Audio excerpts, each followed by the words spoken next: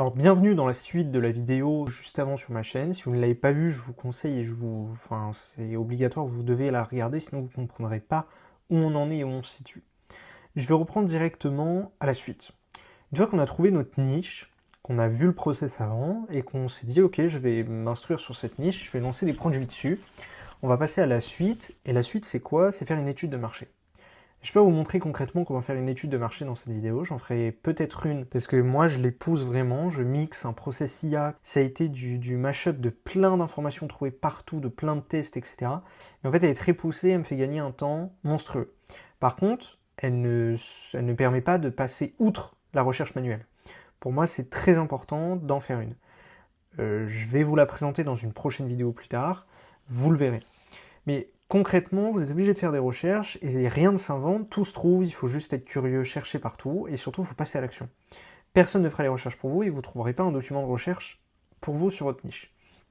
Plus vous connaîtrez votre niche, plus vous aurez des idées d'angle, des idées de pain point, des informations précises, des mots-clés que les gens utilisent, la manière dont ils parlent, les expressions qu'ils vont employer, et c'est ça qui fera de vous un meilleur marketeur à la fin et qui vous fera gagner le plus d'argent.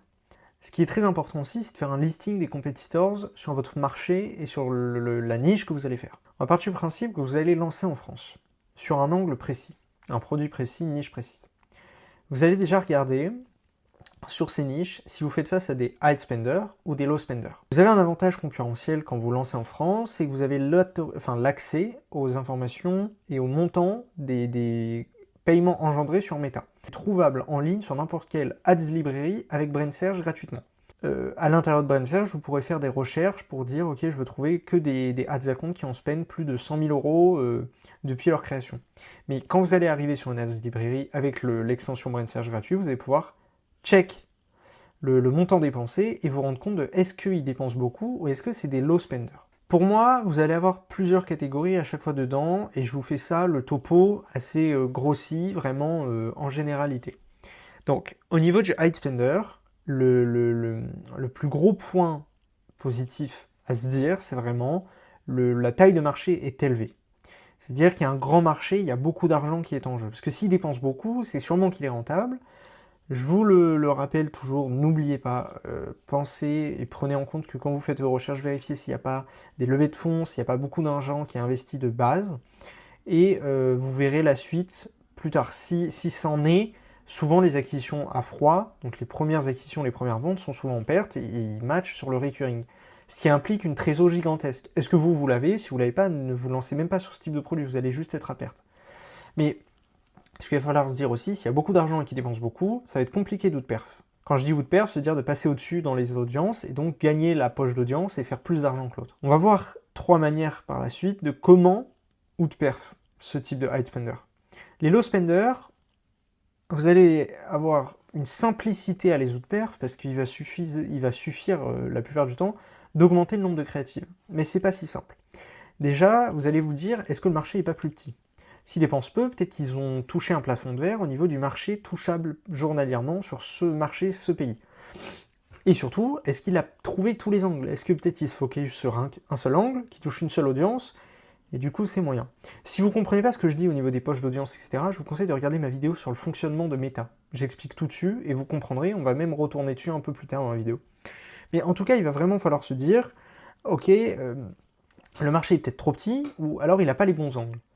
S'il n'a pas touché tous les angles, vous êtes dans le bon, parce que ça va être très simple pour vous de relancer des créatives avec le nouvel angle, une nouvelle boutique qui parle de ce nouvel angle uniquement, et de toucher des nouvelles poches d'audience. Et donc vous allez outperf l'autre. Parce qu'en plus, vous n'allez même pas être sur les mêmes niches d'audience, vous allez être sur des nouvelles. Par contre, si on part du principe c'est juste un shop qui n'a pas assez de budget et qui n'a pas les process pour scaler, ok, vous allez l'outperf d'une seule manière, c'est lancer plus de créatifs, ce qui va vous permettre automatiquement de monter vos budgets quand votre trésorerie vous le permettra. Donc de dépenser plus. Là où je me situe aujourd'hui, c'est de me rentrer sur des marchés où il y a du high spender. Pourquoi? Parce que j'aime quand c'est prouvé qu'il y a de l'argent à aller chercher. Moi, je veux pas être un mec qui arrive, un outsider, et dire ok, là je vais créer une demande, bam. Non. Moi, je veux venir sur quelque chose qui marche déjà, et poser ma pièce et me dire ok, je vais me différencier à un endroit. Pour moi, les 3 plus grands moyens de se différencier et de faire de l'argent aujourd'hui, c'est d'arriver sur un high spender, un marché high spender, donc par exemple la perte de cheveux, et me dire ok, je vais arriver avec 3 mécanismes nouveaux.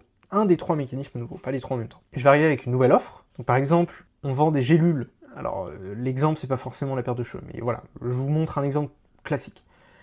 Votre concurrent, il vend 1 mois de gélules pour 50 euros. Ben vous arrivez, vous vendez quoi? 2 mois de gélules pour 50 euros avec un cadeau. Déjà, vous avez une nouvelle offre.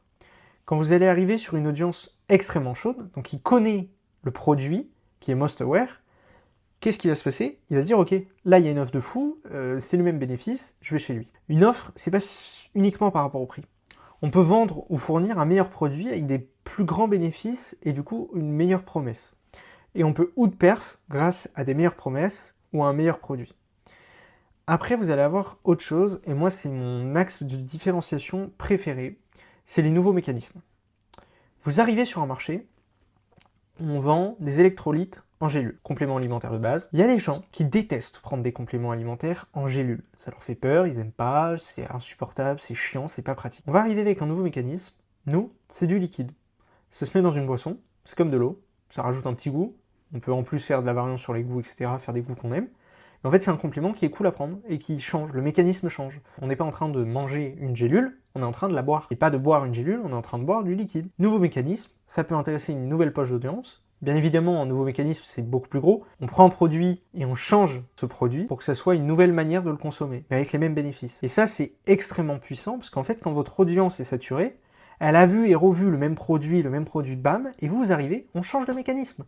Donc c'est génial, les gens vont aimer parce que c'est de la nouveauté, c'est nouveau, ils vont vouloir comprendre, essayer, ils vont se dire ok, est-ce que c'est pas mieux?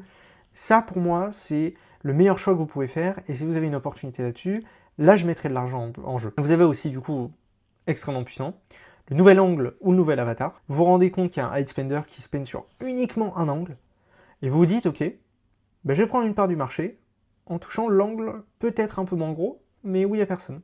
Et vous allez faire de l'argent, même peut-être plus d'argent que l'autre. Parce que l'autre, il va dépenser beaucoup, il aura une marge moins élevée. Parce que peut-être que l'angle commence à être saturé. Alors que vous arrivez sur un produit où personne ne touche cet angle, donc vous allez dépenser moins, mais votre marge sera plus élevée. Par exemple, tout le monde vend des électrolytes pour les sportifs, en associant les bénéfices au sport. Vous arrivez, et vous allez le vendre pour un avatar précis, les femmes enceintes. Il y a une boutique qui tombe dessus, qui fait plusieurs millions à l'année aux États-Unis, qui est arrivée, avec un produit comme ça. C'était un produit qui était marketé uniquement pour les sportifs depuis des années. Ils sont arrivés, ils ont dit ok, bah nous c'est un bénéfice pour les femmes enceintes. Ils s'explosent. Pourquoi? Parce qu'ils arrivent sur un nouvel angle et en même temps un nouvel avatar. Les audiences, elles sont touchées vers ce produit. Elles se disent ok, c'est une nouveauté, il faut que j'essaye, peut-être ça va marcher pour moi. Donc il faut vraiment adapter ce produit à un nouvel angle ou un nouvel avatar pour faire partir de cette variance. Ces 3 variances, elles sont extrêmement puissantes et moi c'est sur ça que je me base désormais. Je viens pas faire du copier-coller, ça marche plus, on n'est pas en 2017, c'est plus aussi simple que ça va peut-être marcher une fois, puis vous comprendrez pas ce qui a marché, et au bout d'un moment, ça va s'épuiser. Non. On arrive, on prend ce qui marche, mais on le fait varier à certains niveaux.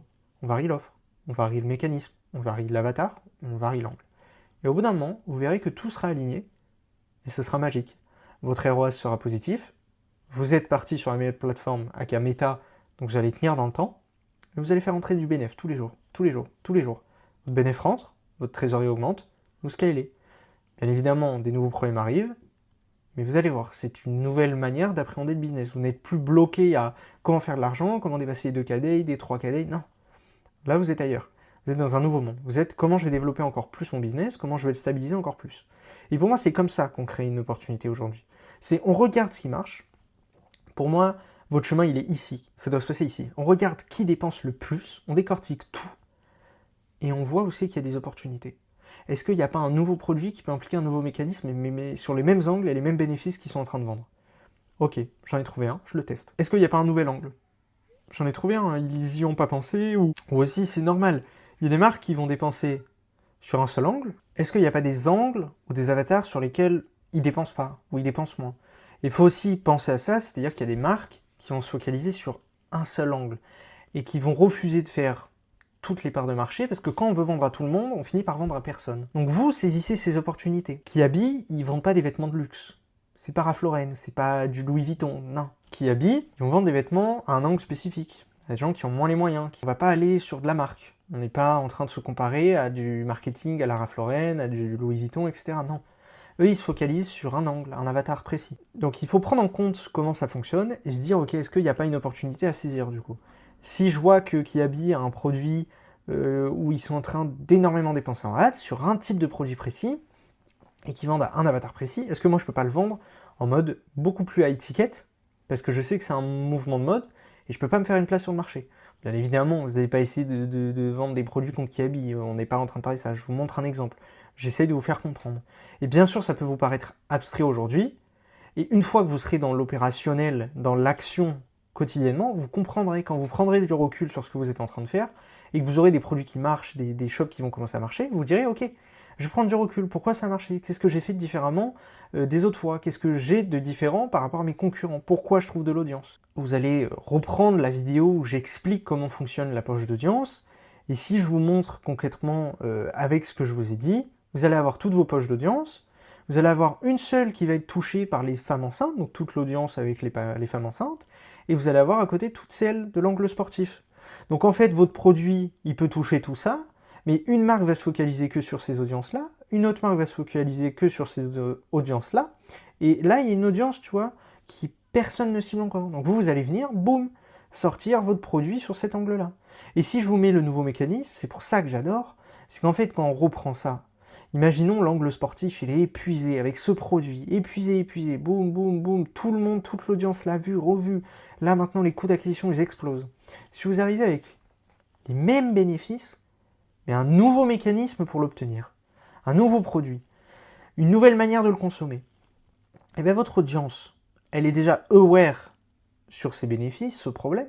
Donc déjà, c'est plus simple à marketer, parce que vous n'avez pas à faire tout le travail d'éducation avant, mais surtout, on sait qu'ils achètent ce type de produit, qu'ils consomment, qu'ils ont essayé, donc il y a de l'intérêt. C'est à vous d'être bon en marketing, à montrer que votre produit c'est le meilleur, qu'il est nouveau, qu'il a un nouveau fonctionnement, et qui implique qu'il faut qu'ils essayent, parce que s'ils n'essayent pas, ils vont rester sur les trucs de base, basiques, que tout le monde connaît, alors qu'il y a de la nouveauté, il y a un nouveau truc. Il faut jouer sur ce FOMO. Et c'est là où c'est très puissant, c'est qu'en fait vous allez pouvoir retoucher les mêmes audiences avec le même marketing que les autres, en changeant votre produit. Donc, j'espère que cette vidéo vous aura plu. Et dans la prochaine vidéo, on ira vraiment dans le côté opérationnel. Comment lancer cette opportunité? Comment lancer ce produit? Comment lancer votre boutique? Comment lancer vos ads? Je vais essayer de tout vous montrer. Les vidéos, j'essaye d'être vraiment plus actif et surtout, j'essaie de les améliorer au fur et à mesure. J'essaie de lire tous vos commentaires. Donc vraiment, n'hésitez pas si vous avez des axes d'amélioration. En tout cas, aujourd'hui, je vous remercie d'avoir regardé cette vidéo et je vous dis à la prochaine pour la suite.